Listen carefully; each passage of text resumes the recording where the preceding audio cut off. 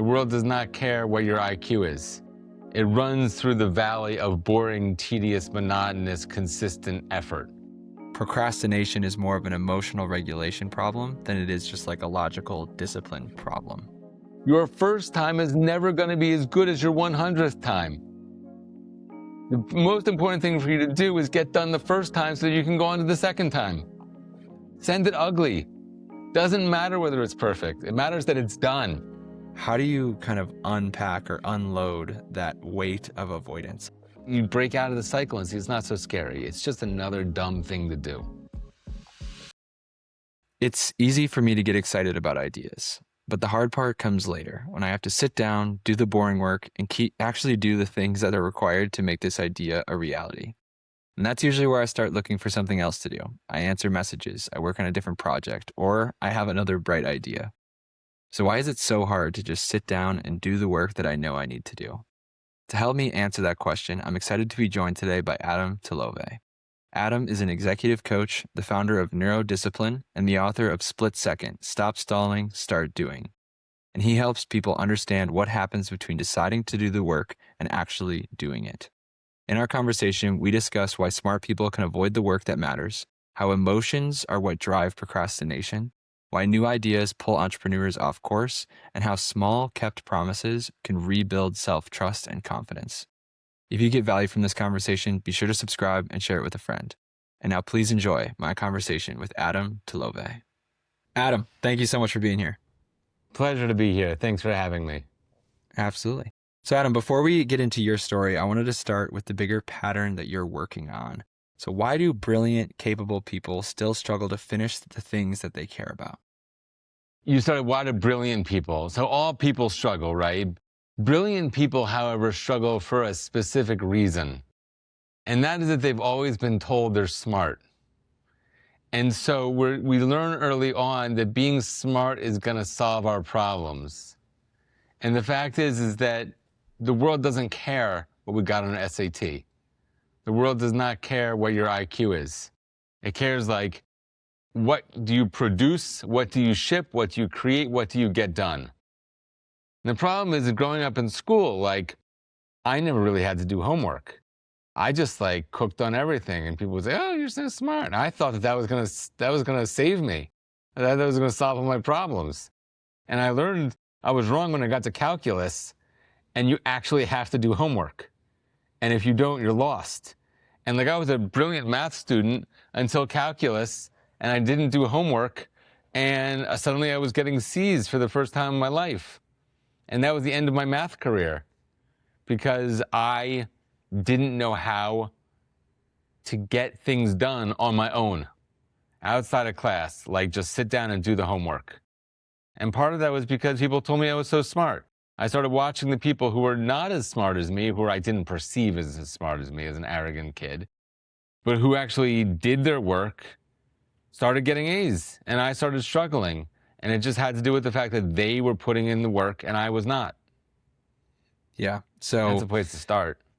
Yeah, absolutely. Right. Like, I can, again, look at my own journey, right? Being somebody that's told you're smart. I never did homework, right? I never did homework pretty much my entire time throughout school, I guess, until it was like mandatory, like a part of the grade. So you just kind of learn that you can kind of skate by without having to do the work necessary that other people are required to do. So you just never really quite build that muscle of being able to just, sit down, do the thing that you don't want to do, which is required later on in life. And that muscle that you just mentioned, that muscle of like sitting down and doing the thing that's required of you, is probably the most important muscle in the brain, your brain muscles. There's an execution gap, what I call the execution gap, and that is the gap between brilliant idea and shipped finished product. It runs through the valley of boring, tedious, monotonous, consistent effort, which is stuff that doesn't feel very good and is not very exciting, but that is the bridge between idea and product. Yeah, there's a great kind of a story that I've heard before where it's like, if you imagine two people, or if you just imagine a person, I think is the example, and they're 100 out of 100 out of intelligence and 100 out of 100 out of work ethic, and you start taking away work ethic, you'll have a brilliant person that just never accomplishes anything. And if you go the other way, where you take over 100 out of 100, then you start taking away intelligence, you'll find like a multi-millionaire who runs a garbage, like a waste management business or something like that, right? Like the people who have the work ethic, the people who can go through and ship, execute, get through the boring work are the ones who are gonna, that's the only way to make something real, right? Ideas are worthless without That's right. execution. Great products are worthless without great distribution, right? It's just age-old story that remains true to this day. So how do you actually go about, if you find yourself as the person who you can relate to this idea where you have a lot of amazing ideas, you are aware of what you need to do, how do you go about building and developing that muscle in your brain that helps you just kind of get through the boring, monotonous work? So look, I mean, I'm still struggling with it, but I've made great strides, thank God. And I think there's a lot of steps to it. The first thing is that I would just say is that we perceive doing a starting work, let's say, let's call it the thing, like whatever the thing is, making those calls, writing that thing, doing your paperwork, taxes, whatever, the thing, right? There's that one thing that you know you need to do. And typically speaking, the one thing that you need to do is also the hardest to do. So why? Why can't we just like identify what the object is and just start working on it, right? And the fact is that it's emotions. And we don't want to acknowledge our emotions all the time. Like we watch a sad movie, we feel sad. Or we watch a hard movie, like we can acknowledge our feelings then, right? Or someone dies, or someone leaves us, or we fall in love. Like these are all acceptable emotions where human beings are allowed to feel emotions, right? But when you're sitting down to do the thing, we think, why should I have emotions then? This is a logical task. I just have to sit down and start writing the thing and it's done. But it's not all logical. It's emotional. So have you heard about the elephant, the rider, and the pathway? No. I didn't make this up. Not exactly sure who did. I read it in the book Switch by Chip and Dan Heath. Great book. But essentially, you have an elephant and a man riding it, and you have a pathway. And the man says, go right, and the elephant goes to the right. The man says, go left, and it goes to the left. That rider is your rational brain, your prefrontal cortex. Do this, your body does it, right? Lift your hand goes up, right? Whatever the thing is. That's your rider. It's making the decisions. The elephant is your emotional brain. As long as it's peaceful and regulated, the rider can say, go to the right, and the elephant goes to the right. But let's suppose that we have an unregulated, anxious, angry elephant who doesn't want to go to the right. And the rider says, go to the right. You ain't going anywhere. The rider has control when the elephant is willing to be controlled. When the elephant is out of control, the rider is along for the ride. Our emotions run the show. And the fact is, even when you sit down to do the thing, whatever that thing is, you come into it preloaded with emotions. Yeah? So it could be like, oh, what happens if I write this thing and I send it out and nobody looks at it? Nobody cares. It falls on its face. You're afraid, you're anxious, right? Or what happens, maybe I need to look at it one more time. It's not good enough. What happens if I send this out and then it takes off and I fail at implementing? That I don't have what it takes. So there's all this fear and anxiety. That's not the only one. There's other emotions of like fog. I don't even know what to do next, right? Flood. I have 50 different tasks. I don't even know which to do first. This is how you're like, I know I need to be working on the thing, but the lawn, I need to mow the lawn. So you end up mowing the lawn and staying busy all day, but doing the wrong things, the things that aren't really going to move the needle, right? There's flood, there's fog, there's fracture. Fracture is a big one. To be honest, like before this coaching business, I was in real estate and I couldn't do it. I was a failure because I couldn't emotionally wrap my head around buying people's houses for less than they're worth. That's the job, right? I need to convince you to sell me your house for as little as possible. I was not effective because there was a fracture between the work I was trying to do and my values, right? Now my values are, you're my client. If you're not winning, I'm not winning. I'm here to make you successful. And so that aligns with my values. I don't want to take from you, I want to give to you, right? I want to make sure you win. So either way, like, you enter your work every day, whatever your project is, you're preloaded with emotions that you aren't even aware are there. And when you go to do the things, in a split second, you're triggered and you feel discomfort. You know, have you ever been lying in bed and then, like, suddenly you remember something embarrassing or some super stressful thing in your life, and within half a second you feel like a knot in your stomach or in your chest? Absolutely.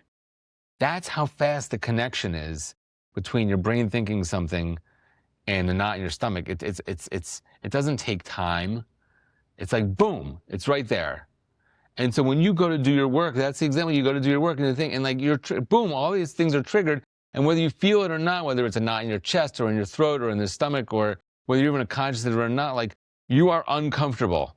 And your body, the other parts of your brain, not the prefrontal cortex, but the other parts of your brain, like your amygdala, your threat warning system, are like, get out. And you start looking for comfort. And that's when you do something what I call an off-ramp. An off-ramp is the thing, like, you have a destiny, you're on the highway, and the next thing you know, you're taking an off-ramp. You're scrolling on Instagram. You're washing the dishes. You are one more episode. You're reading that email for the 7th time. You're starting a new project that you hadn't decided on before. You have a new, brand new idea. All these things that distract us and take us away from the original project we're supposed to be doing. And it sounds like what you're saying is something brand new to me, but it's this idea that procrastination is more of an emotional regulation problem than it is just like a logical discipline problem. 100%.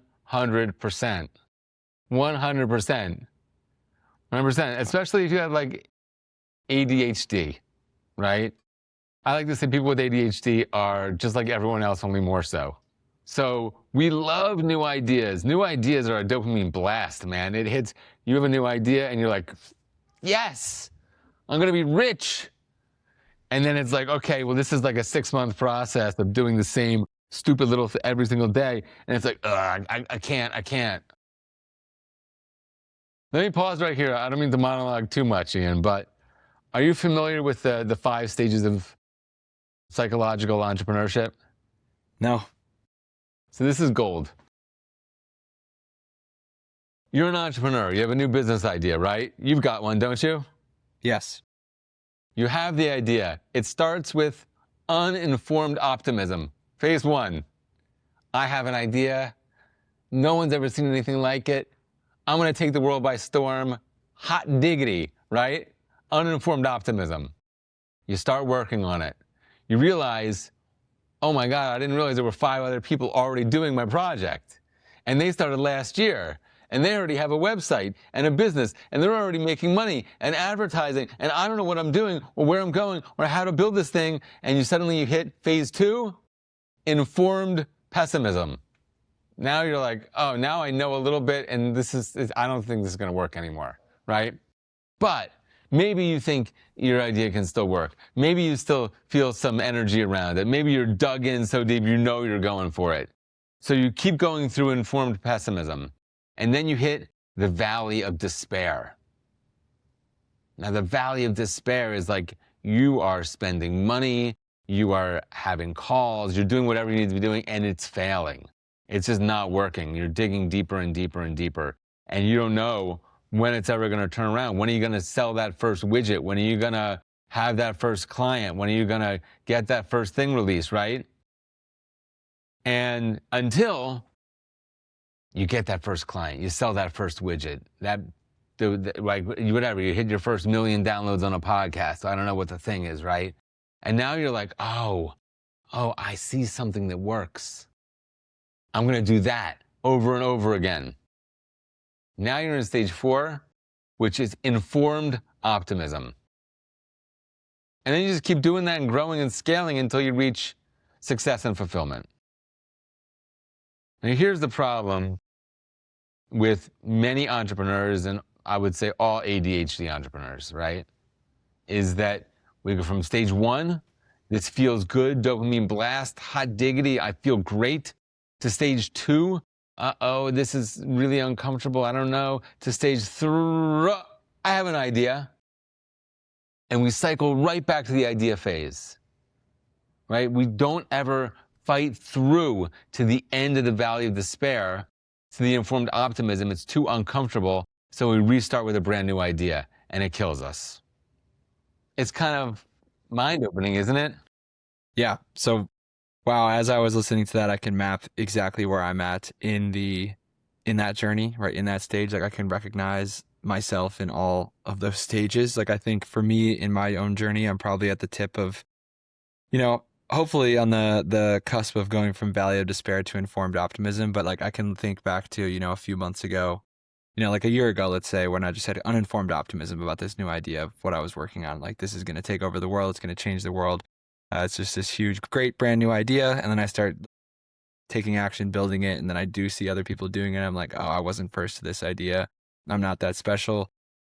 Seeing how they're doing it, me trying to like get clients, it not really working out. It's like, okay, is what I'm doing actually useful? So, I mean, that's super well said. And I feel like we could probably even map this journey to like that, statistic that every entrepreneur knows that 90% of businesses fail after the first year, right? And you pair that with the idea that you only fail if you quit, that most people quit in the middle of that stage 2 or stage 3, right? Where they're in informed pessimism or the valley of despair. They just haven't done the work required to continue iterating, to continue just pushing through the slog of delivering and just doing whatever it takes to bring this thing to reality.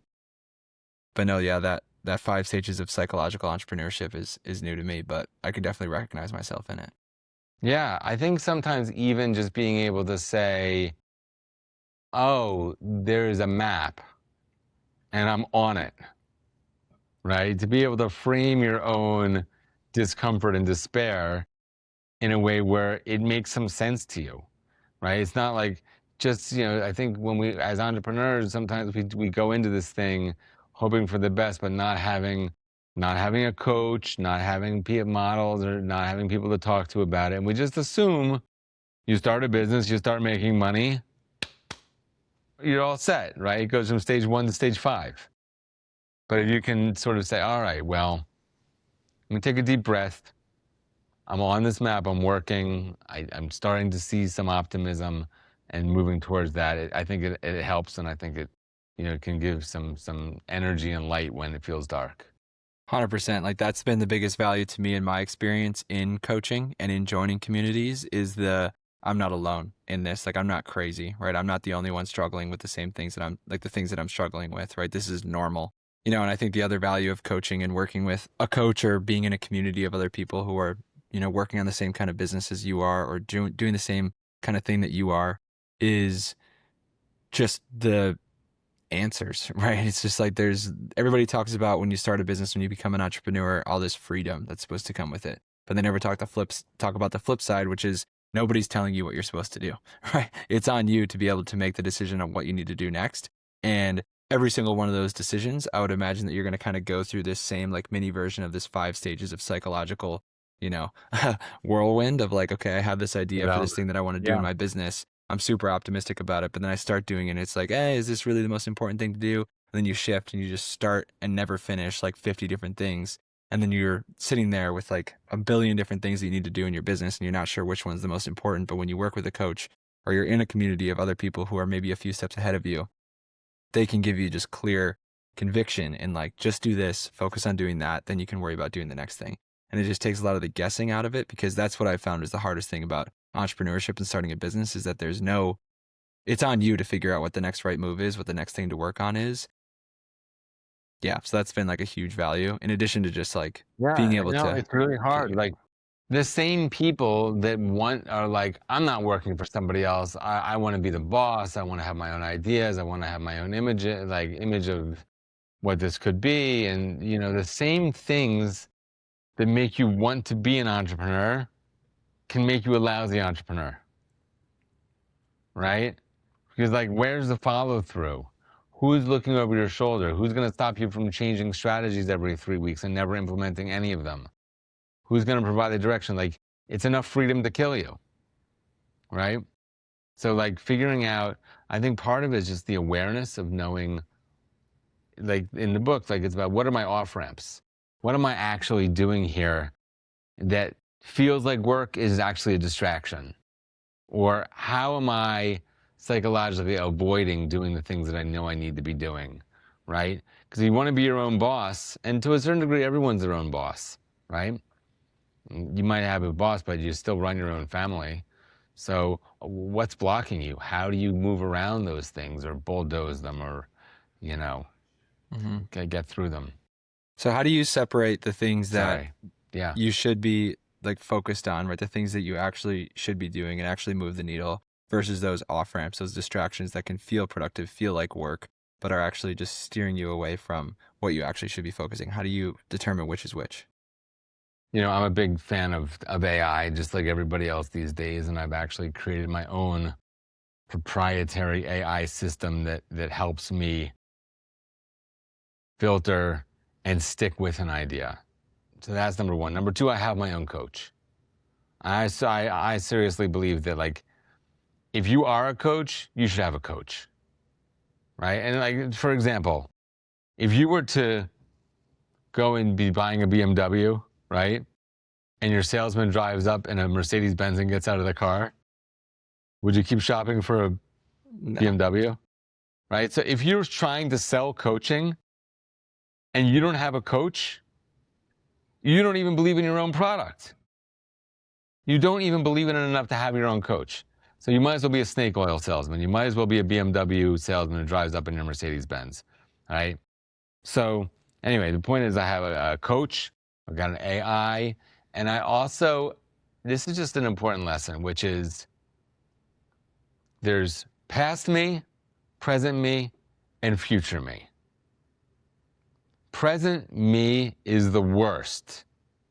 Present me is the most selfish, lazy, distracted me there is. So for example, future me wants to come home and lie down in a nice made bed.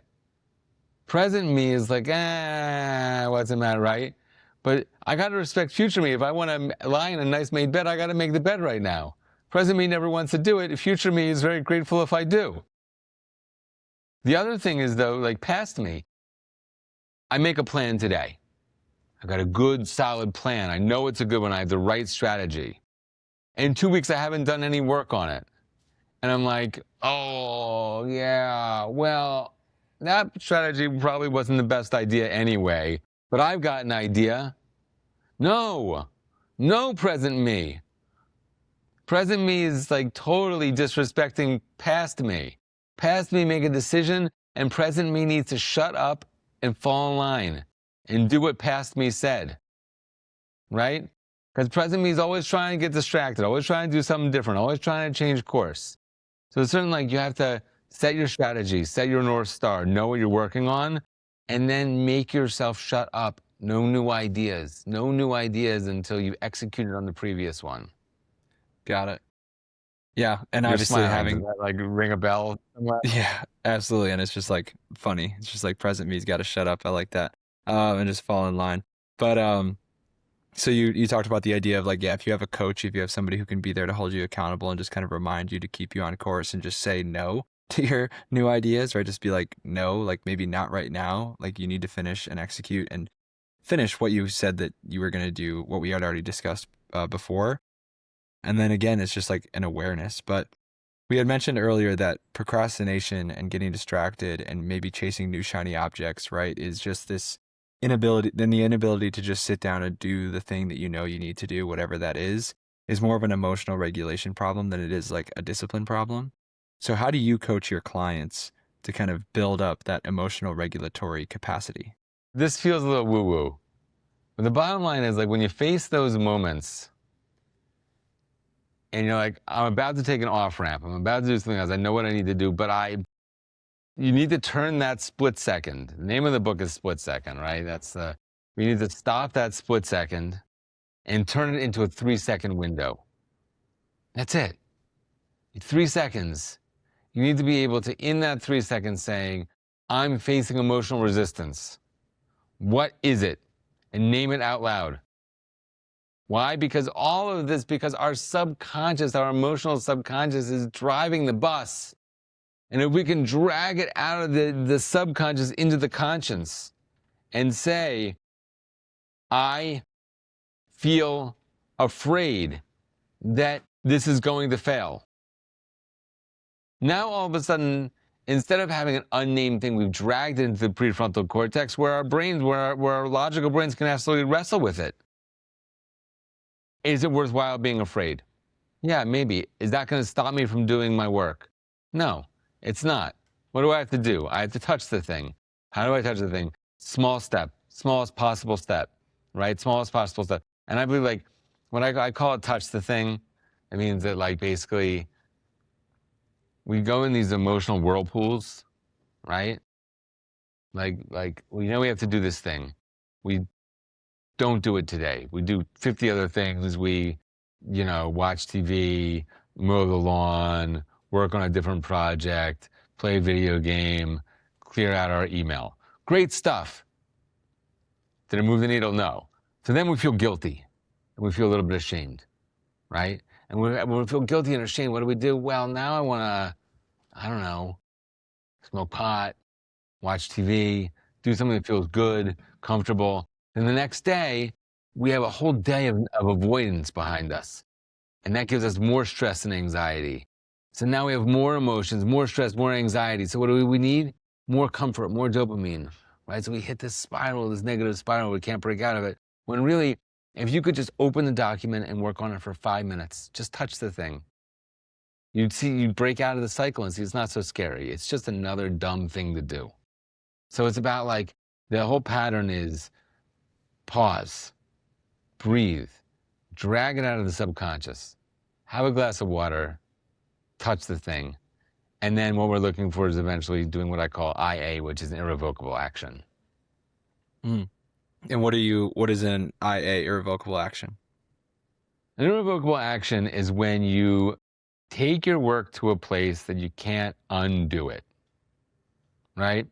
So for example, I had a client and she was like, I can't get clients. I can't get appointments. I don't know what to do. I'm not getting any appointments. I said, well, how are you doing it? And she said, I'm not really marketing myself. I don't really know how to do it because I'm just embarrassed and I don't know. I lack confidence and people are and I said, do you believe that there are people somewhere in the world for whom they want to hear from you and no one else? And she said, yeah, there's people out there. And I said, by not marketing, you are depriving them of your voice. So she was like, okay. And I said, why don't we think of an irrevocable action? Like, if you have an appointment, are you gonna show up for it? She said, I would never miss an appointment. I said, why don't you, I don't remember whose idea it was, but we got there together. Post something on your LinkedIn, your calendar, saying you're giving free half-hour meetings.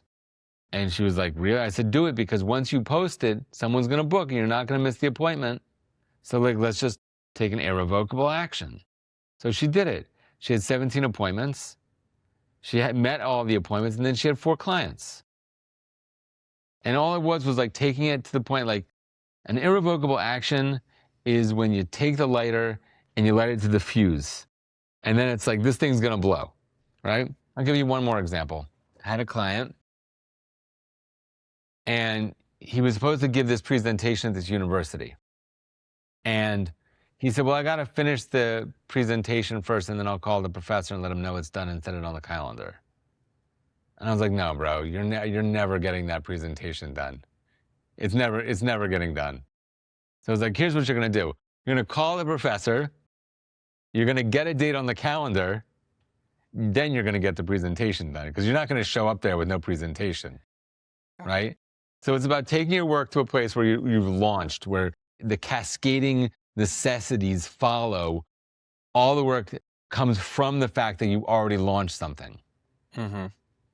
That makes sense? Yeah, absolutely. Yeah, irrevocable action is almost... So we look for these things. We look for irrevocable actions. We look for those things. Yeah, irrevocable action is like you're almost, I don't want to say constraint or you're forcing yourself, but like you're you're putting a deadline to it, right? Like a lot of the work that this emotional resistance will come from, if you're familiar with the Eisenhower matrix, this is how I'm kind of perceiving it through like this lens, is like tier 1 work is the urgent and important work that has a deadline, like a client meeting, things with deadlines, right? External deadlines that have to happen. So you're going to get those things done. But the work that really moves the needle and moves the business forward, makes things better, right? Is tier 2 work as defined in the Eisenhower matrix is important, but not urgent, meaning there's like no deadline to it. So in order to really light the fire underneath you, that's going to lead you to actually getting this thing done, the irrevocable action piece is like, we're going to set a deadline to this. Like this is going to get done. There's going to be an external deadline, an external forcing function that's going to, make it so that this thing has to get done by this day. So that's what's going to happen, right? And that presentation example is very resonant with me. Like I signed up to do this joint venture program a couple months ago with the single idea, like, okay, if I only get a finished webinar out of this, it's worth it for me. Like whether I get clients or not, obviously I'm going to do the best that I can, want to get clients. But I know that by signing up for this, paying the money, having the deadline on the calendar, it's going to force me to get the webinar, like the presentation, the funnel, all the other bullshit that I didn't want to do done. So I love that idea. So figure out a way that you can make a irrevocable action and attach it to the work that you need to get done. Yeah, that's it. Like, and that's what, so once you start working on whatever the project is, it's like, I want to carry this over that target line, right? That's the finish line. It's an irrevocable action. And even like an email, a hard email. I was working with another client and she's like, I've had to had this meeting and I've been waiting for a year because I'm so anxious about it. And I was like, look, right now, send the email. She's like, right now? I was like, yeah, while we're meeting, it's going to take 5 minutes. She wrote the email and she sent it. Took 5 minutes. She'd been sweating over this thing for a year and it took 5 minutes to write and send the email, right? Now she could have spent another 6 months. Is the email perfect? Are the words right? Or are they going to react? Oh my God, We got all wrapped up emotionally, right? Again. But the point is like, perfectionism is an off-ramp, right? And we're looking for irrevocable action. The quicker you press send and whatever comes out of it, the quicker you press send, the quicker you move on to the next big thing, right? But you can't keep all these little apps open on your desktop, your mental desktop. You have too many apps open and then you can't move forward. Yeah. So I think an irrevocable action is basically closing the app. I love it. I think it would be worthwhile to go back and just, because I know you mentioned them pretty quickly earlier on, but the sources of emotional resistance, like one thing that you mentioned is that a source of emotional resistance could be you being afraid that whatever work product you create isn't going to be good enough. And that one really resonated with me with one particular thing that I've been delaying for like a week and a half that I know I need to get done, but I'm just like, I've never done it before. So I don't know if it's actually going to be very good. But so if you could share with us, like, what are the common sources of emotional resistance? Another concept I have in my book is what I call the first ugly rep. Let's say we're learning to play guitar, right? You want to be a good guitarist, right? You know the first time you pick up that guitar, you are going to suck, correct? Yeah. You are going to be bad at guitar for a long time before you're good at guitar. The difference between being bad at guitar and good at guitar depends on you doing guitar many, many, many times, right? But you just mentioned the exact situation, right? You're working on this thing that you've never worked on before, and you're like wringing your hands about it, and you're not quite sure, is it good enough? Is it right yet, right? That's like you're expecting yourself to be a guy who's played guitar for 5 years before you're done your first practice. And you're getting stuck and you're getting discouraged by it, right? You have to embrace ugly work. And I mean it. Like, okay, so Ian, I don't know what you're working on. We just met, but you're working on some project and it's like sitting on your desktop and you're like, is it good enough yet? Is it good enough yet? My answer is like, no matter how much you work on it, your first time is never going to be as good as your 100th time. The most important thing for you to do is get done the first time so you can go on to the second time. Send it ugly. Doesn't matter whether it's perfect. It matters that it's done. Yeah. And then you can move on. 100%. I was looking forward to this conversation all day because I knew that there would be some semblance of a kick in the butt that would just help me kind of lower the friction or the resistance to that task. So I'm excited to jump into that and finish it off. Because it should only take me, like an hour and a half, 2 hours to do this thing, and I've just delayed it for a week. But yeah, 100%, like the pause, bring it out into the light, and just the recognition Embrace and ugly. awareness. Ugly first rep. Yeah, Yeah. ugly first rep. I love it. So what are the other common, so that's kind of like the fear-based one. Awesome. What are some other kind of common sources of that emotional resistance? I identify what I call 6 F loads in my book. There's probably more. But it's flood. The flood is like, I have too many different projects. I don't even know which one to start working on. Like fog. I don't even know which way to go. That's like pre-flood, right? Fog is like, I don't know. Flood is like, I know, and it's 50 different things. There's friction. Friction is like, oh man, it's going to be a whole thing, and I don't want to, and it's boring, and it's like you're like a little kid who's like, I don't want to go to bed. All of us were once little kids who said, I don't want to go to bed. And we all grew up, but that part of us that says, I don't want to go to bed, never left us. It just grew up and got hidden in different ways. So like there's certain things where the little kid, I don't want to go to bed, pops up. That's friction. Fracture, we discussed, is like my values don't align with the work I need to do. Fatigue. Fatigue's not an emotion, but it's real. Fact is like we have lost the ability to not work. So we now have phones, we have laptops, we have computers, and like you look at me, my kids, my friends, like people at the park, people at the pool. We're all like poking around on our phones. And I bet if you were like, what are you doing? They'd be like, I'm doing some work. Right? But they're also on Instagram or TikTok. And so let me just give you an example. Like, Ian, are you reading a book right now? Yeah, so I'm going back Rereading. through A Return to Love by Marianne Williamson for the second time. So right now I'm reading American Gods. I just finished Lonesome Dove. Before that, whatever, it doesn't matter. Like I have these fiction books, and I like reading fiction, and there's a reason for that. But if I stop working for a minute, and I go onto Instagram, I could wait half an hour on Instagram, but I'm holding my phone, so it feels like it's okay. Because I also work from my phone. Whereas if I just stopped working and said, I'm going to read my book for half an hour, I'd probably feel guilty about it. But that's so backwards. It's so backwards. So because now we always feel this sense of guilt that we need to be on our phone. It's like a combination of shame and guilt at what we're doing and what we're not doing. And so we're always trying to double task, and we're like responding to text while we're driving, and we're researching while we're watching TV, and and it's just all muddled. And so we're always on sort of half working from the minute we wake up to the minute we go to bed.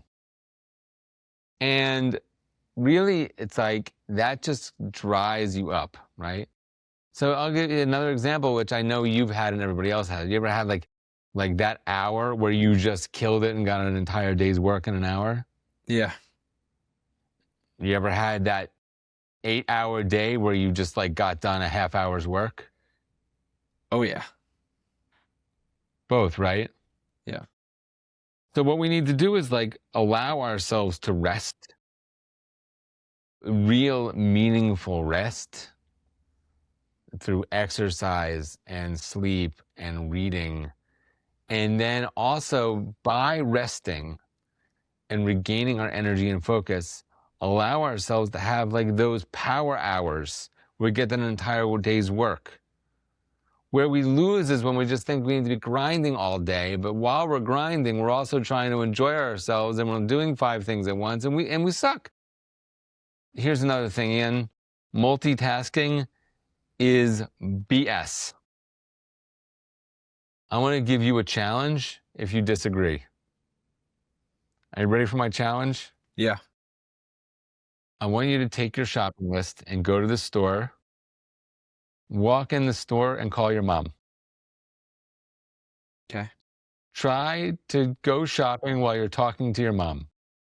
If you can pull it off, go ahead, multitask. If you end up wandering around in circles, unable to concentrate on what you're doing because your mom needs your attention, or you're shopping and your mom says, what the hell's wrong with you? Then you know multitasking is complete BS. For sure. Yeah, I've been in that situation where I was on the phone with my mom while walking around Costco, and I walked out of there probably forgetting half the things that I meant to get. So I already know that I will fail that test and the multitasking myth. There you go. That's Yeah. my challenge of all multitaskers. They I can pull love it it. off, keep going. Yeah, and a lot of what you mentioned there too, with like the power hour and like the 8 hour, like you give yourself 8 hours to complete a task, it'll take 8 hours. You give yourself an hour to complete a task, it'll take an hour, right? Like the Parkinson's law, just to underline that there. But one last thing that I would love to explore with you, Adam, before we get to the final question, the recurring question I ask every guest is, you had talked about this idea that also really resonated with me, where if you have, a couple of days of avoidance under your belt or weighing you down, it just compounds the issue, right? And for a lot of us, including myself, right, like maybe I'm being a little harsh on myself, but like I just think that I've had stretches where I've had like weeks or months in a row of just like knowing that I'm not performing my best, of just like consistent avoidance, like putting things off, things kind of dragging out, just not being at my best. And then I've also had periods where I've had like month stretches of just working super well. But in those moments, or those days, like where you have that avoidance baggage just as built up from days or weeks or months, how do you kind of unpack or unload that weight of avoidance? Like, how do you kind of get around that, or how can you let go of it? That's a big question. There's so many ways to answer it, but like, you have to sort of be like, okay, there is no history. There is no yesterday. There is no like the stories that have bound me my whole life, the stories I'm telling myself about my life, like they don't apply today. Like you were born this morning.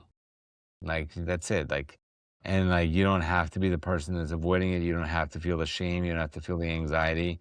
What you have to do is just touch the thing. Like you don't have to finish it. You just got to touch it. And I think part of the things that really get us stuck is like our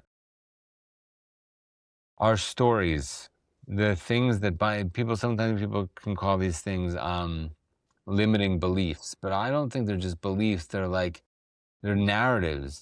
There's stories from which we make sense out of our lives. The random things that happen in our lives, we frame them through stories, but we're just telling them to ourselves.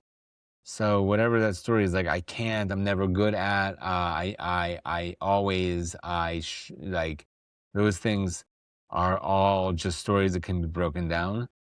And the other thing is that like should is like when you catch yourself saying should, you should just have a burst of energy doing the thing, right? Because should is just an inherent loser.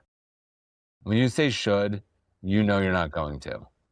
Should is like, yeah, and the one word says, I know what I need to do and I am not going to do it and I'm going to feel guilty about it. All of that is what the word should is. Yeah, and I think that I think I like early on when I first started reading books, I got really confused about this idea of, I should never say the word should, but I should never say words like must or have to, right? It's like, you choose to, or you can, or whatever. So then it kind of led me to saying should more often. It's like, oh, I know I should do this, not like I have to do this or I must do this, but it's maybe changing, like, what do you see as being the placeholder? And like, you shouldn't say should, you should say I will or something like that. I know that's probably kind of woo-woo and fugazi, but is there anything there? I am. I should work out. I am working out. I am. Just replace I am. If you say I should and you're like, okay, instead of like, I should work out, like do 10 push-ups. There you go. I'm working out. Yeah. So just Like that just burst of break energy to that doing as it quick now. as possible. So one thing about, the name of my program is Neurodiscipline. It's sort of about based on like how the brain builds patterns, how we think, how the brain operates. But the neurons that fire together wire together. That's like a little cliche from the neuroscience world, right? So learning to fire, like learning to do things in a small way. Like again, like if you're starting to work out, saying I'm going to work out every day for an hour and a half. guarantee failure. No, you're not. You just lied to yourself. Don't lie to yourself. I'm going to do 10 push-ups every day. Okay, now we're talking. Can you do 10 push-ups a day? Yes. If you're sick, yes. If it's daytime, yes. Nighttime, yes. Do you need materials? Do you need supplies? Do you need gym clothes? No. Learn to keep the promises you say to yourself. I tell my clients they may not have more than one alarm. Because if you have like 3 alarms that go off in the morning, what you're telling yourself is, okay, I'm lying to myself at least twice every morning. The first alarm goes off and I know I get to ignore that one. The second alarm goes off and I get to ignore that. The third one, I'm actually going to trust myself. No. Like one alarm, when it goes off, you get up. You need to build that in, right? If you set the goals very modestly and keep them. And so you learn to trust yourself and then you can build on from that. One of the lines that stuck with me is that confidence comes from keeping the promises that you make with yourself. So when you set modest, reasonable goals and you follow through and you meet them, you will trust yourself, you will build confidence in yourself, which will enable you to set higher, more aspirational goals for yourself. And you have built the muscle of being able to follow through and keep those promises. But I love that alarm idea. That's definitely another thing that hit me right in the face. I'm definitely a 3 alarm setter on a daily basis. So that'll be a change that I make starting tonight. 1 alarm, get up when that alarm sounds. Yeah. I love it. So just 1 alarm. Set it for the last possible time. The last possible time. So that when that alarm goes off, you're like, if I get up 1 minute later, I am going to be screwed. If you get up before your alarm, go ahead, get out of bed. But when your alarm, and then you're waking up without an alarm. But when the alarm goes off, it is go time, man. That is your last ditch emergency, right? And then what you'll find is like, okay, I woke up before my alarm. I guess I'll just get out of bed. But if you use 3 alarms, that means you're training yourself for failure. yeah, amazing. Adam, thank you so much for the No time offense. today. I have one final question for you. It's a recurring question I ask every guest. But before we get to that, how can people find you, get in touch with you? The name of my company is Neurodiscipline. My email address is adam@neurodiscipline.com. My website is neurodiscipline.com and neurodiscipline.co. If you want to book an appointment, just go to neurodiscipline.co. I have a book. It's called Split Second. It's on Amazon. My name is Adam Tilove. I'm sure that'll be written there somewhere. I'm pretty out there, so if anyone wants to talk, I'm happy to hop on a call with them. Absolutely. We'll have the links to all of that in the description, so go check out Adam, connect with him on LinkedIn, check out his website, book a call if you're interested. If anything that we've talked about today sounds like something that you would need help with, absolutely would encourage you to check out and talk with Adam. I'm sure I will be doing so myself. And then buy the book, Split Second. I already added it to my my cart on Amazon before we started our conversation, just because, again, so much of what you teach resonates with me in something that I know is an area of personal growth for myself. So really appreciate the time, Adam. My final question for you today is, if you had a giant billboard that everyone in the world could see for 10 seconds, what would it say and why? Sleep like you're getting paid by the hour. The reason I'm saying that is because sleep, I think, is a foundational health habit. When you sleep, you have a better memory, you're in a better mood, you get more work done, you have longer focus. When you don't sleep, it affects your immune system, it affects your diet, it affects the number of calories you eat, it affects it makes you grumpy. And we all think about sleep as a waste of time, right? I'd rather be up watching TV, I'd rather be up working, I'd rather be up partying. And every night we ruin the next day because we don't respect sleep. Sleep is probably the number one thing that affects our lives, and we just typically ignore it. So sleep like you're getting paid for it by the hour. That's what I'm saying. Because you are, I love it. essentially. That's so good. I think I didn't respect that enough, but I heard Brian Johnson say something very similar. He's the guy who's putting millions of dollars a year into his health. He's trying to live forever, right? He's trying to not die. And he said that if he had to only optimize for one metric in all of his health, it would be like his resting heart rate before bed, like his resting heart rate for sleep or whatever. But he kind of said a similar thing where sleep is the foundational health habit. just the foundational habit, a foundational thing that you can do, because getting a good night's sleep is what enables you to do all of the other positive things that you need to do for your health, relationships, Everything. career. Yeah, it's everything. So yeah, that's where I didn't take sleep as seriously. I was like, oh, I can sleep for 4 hours. Right. It'll just give me more time. And it's just, no. Yeah, amazing. Adam, Yeah. And thank you so much. again, Yeah. the question is, it's the mindset around sleep as well. Like, yes, that's true. So how do you break out of your normal habit? And that's why my expression would be like, sleep like you're getting paid by the hour. Like, value every hour of sleep, right? It's like, if I was going to say, like, you're going to go to your job, you're making, $500 an hour. Would you like watch TV through it? Would you like scroll through it? Hell no, you wouldn't. But we do that about our sleep every single night. So sleep like you're getting paid by the hour. I love it. Sleep like you're getting paid by the hour. Adam, thank you so much for the time. Pleasure. You're a great conversationalist. Pleasure to meet you, Ian. Thank you. Thank you for listening. The main thing I'm taking away from my conversation with Adam is the fact that procrastination is more of an emotional regulation problem than it is a lack of discipline. So when I feel unsure or overwhelmed and I look for something easier to do, and every time I avoid the work that I said I would do, I trust myself a little less. That's why the small promises matter. Confidence comes from giving myself proof that I will follow through. If you want to get connected with Adam, you can find his website, LinkedIn, and his book, Split Second, Stop Stalling, Start Doing, in the description of this episode. If you have a book, coaching program, or course, and you want to make it easier for your clients to get results, download the free Program Execution System Toolkit in the description. It'll show you how to install what I call execution infrastructure, so clients actually follow through and get results from your program. Thank you for listening, and I'll see you in the next one.